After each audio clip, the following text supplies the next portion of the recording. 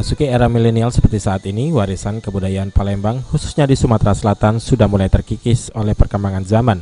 Hal ini dikarenakan sejumlah pementasan budaya dan juga pelaku seni di kota Palembang semakin berkurang. Pengamat budaya Febri Alintani mengatakan warisan budaya saat ini sudah terancam dan tergerus oleh zaman.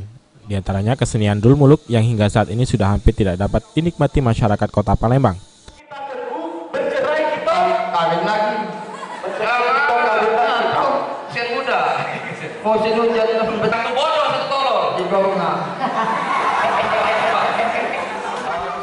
Tak hanya Dulmuluk, kesenian lain seperti Guritan yang berasal dari Kabupaten Lahat, Muara Enim, Pagar Alam, dan Oku Selatan saat ini juga sudah mulai jarang terlihat.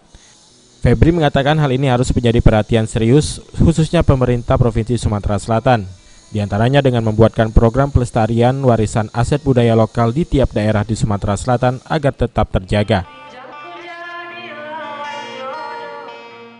Warisan budaya tak benda sekarang rata-rata terancam, meskipun masih ada, tapi terancam tergerus oleh zaman.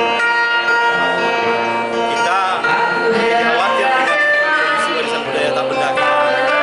Dan saat ini saja kita sudah mencatatkan 24 warisan budaya tak benda dari Sumatera Selatan.